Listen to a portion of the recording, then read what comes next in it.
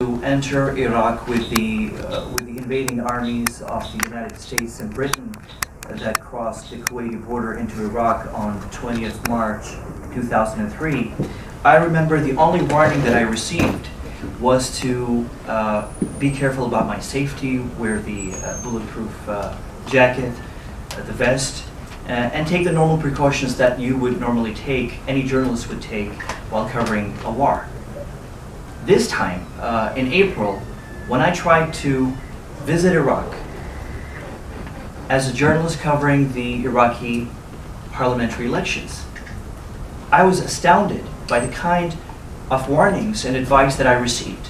It turned out that my origin, my religion, my sect, my origin as someone who's coming from a particular country, that region, Pakistan, my religion as a Muslim, my sect as classified as a Sunni Muslim, though I do not believe in those classifications.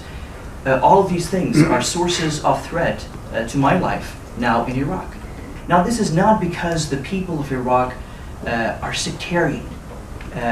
It is simply because neither the Sunni Iraqis, neither the Shia Iraqis. I had the chance to spend about 6 months in southern Iraq.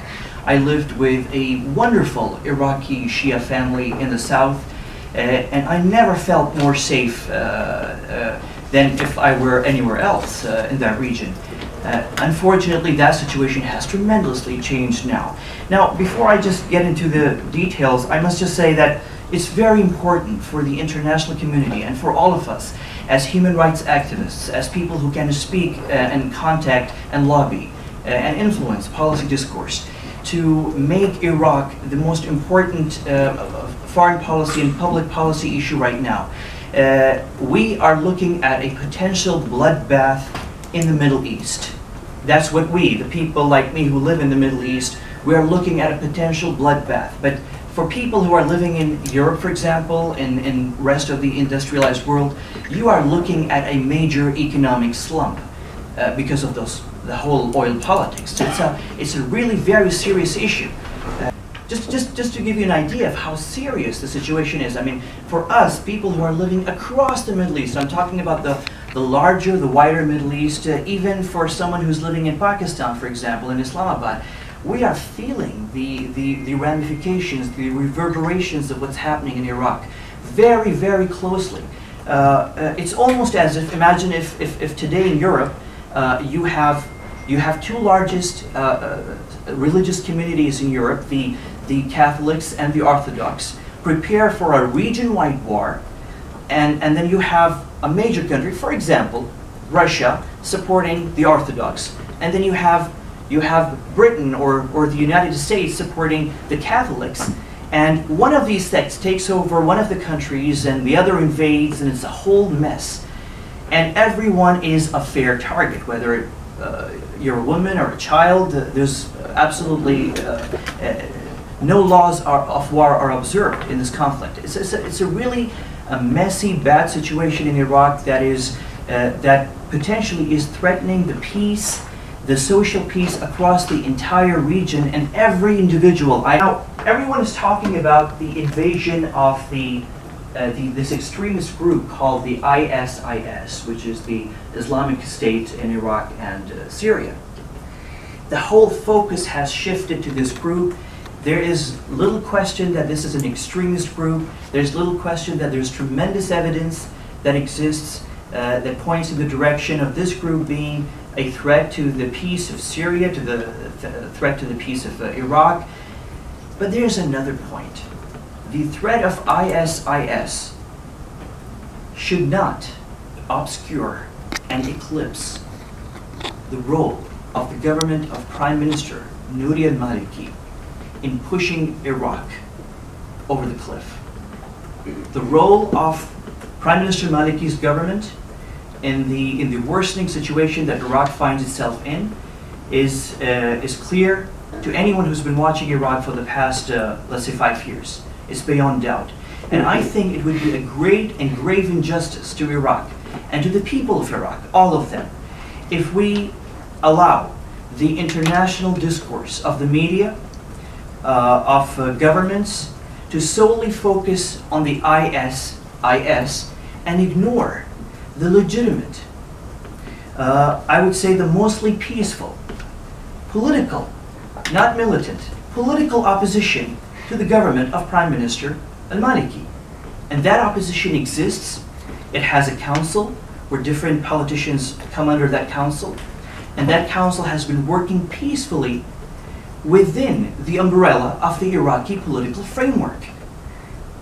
These opposition figures, probably, most of them probably are Sunni Iraqis, but there are many, many Shia Iraqis, Kurds, Christians, and others, a part of this umbrella group of opposition parties. And they've been working peacefully, and they've been disowning militancy and terrorism as an option to deal with the government of Iraq. So I think it is very important, while talking about Iraq, that we emphasize the fact that any discourse and any decision on ISIS should not be used as a pretext to suppress and obscure and eclipse the legitimate Iraqi political opposition to Prime Minister Maliki's government. That is key, and that is very important. I must also say that almost all of the Sunni Iraqis are being sort of put into this one category that somehow is supporting Al-Qaeda or supporting the ISIS. And I think this is a second huge misconception. We should not let a large and important chunk of the Iraqi population fall victim to geopolitics. The Iraqi Sunnis, the vast majority, joined the political process after 2003. They entered the government. They had no problem with that government being dominated by Iraqi Shias. They participated. They reached the highest positions. They were ministers. There was a deputy prime minister who was a Sunni. So there was no problem in Iraqi Sunnis joining the political process. Where did the problem start? The problem started when the government of Prime Minister Al-Maliki, which I'm sure all of you know, comes from a background of guerrilla warfare over a long period, the 1980s, against the government of former dictator Saddam Hussein. And that culture of guerrilla warfare, of covert operations and so forth, I think the groups that entered the government with Prime Minister Maliki's his tenure starting, these groups failed to sort of transform themselves or their mindset and the psyche from guerrilla warfare, groups that are pushing one agenda, into a government that is inclusive of all Iraqis, that would take all Iraqis along.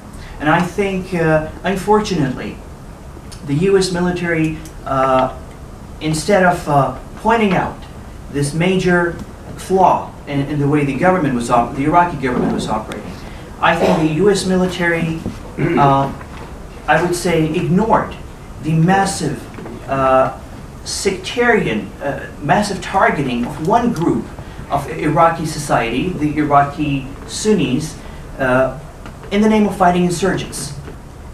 Those civilian American advisors basically failed to stop this trend, and it grew.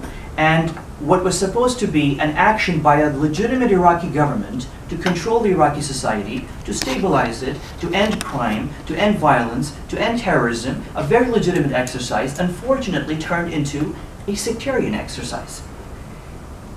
And I think that did a huge disservice. The Maliki government did a huge disservice to Iraq's Shia, majority Shias as well, because nowhere have I seen any evidence that the Iraqi Shias wanted to go into a confrontation or victimization of the Iraqi Sunni citizens. Nowhere do I see evidence of that. But all the evidence that we see is of a government that was so ineffective, so incompetent, that its actions, which were supposed to be legitimate, to control, to stabilize the country, to end pockets of violence or pockets of terrorism, that whole legitimate exercise turning into a sectarian exercise just because the government failed to stop some elements within the government structure, within the police force, that pursued, unfortunately, a sectarian agenda. So now we reach a situation where in Iraq, there has been a political opposition for months now to the Maliki government, a very legitimate political opposition that tried the political process, that was very peaceful, but when it met a wall of defiance by Prime Minister Nouri al-Maliki, the people had no option but to resort to pockets of uprisings in wherever these pockets are, to be taken over at a later stage by the ISIS. And now we see the whole policy focus and the whole media focus turning to the ISIS while ignoring the legitimate political opposition of a large segment of Iraqis. Probably a vast majority of them are Sunni Iraqis, but again, there are many Shias, there are many Kurds, and many Christians. So in whatever discourse that we see going on right now, I think it'll be very important that we send out a message to all the parties in Iraq and outside Iraq that number one, while it's very important to deal with the threat of the ISIS, it is also very important not to quell or suppress the legitimate, peaceful, political opposition to Prime Minister al-Maliki's government. That is a key point, a key message that should go from here.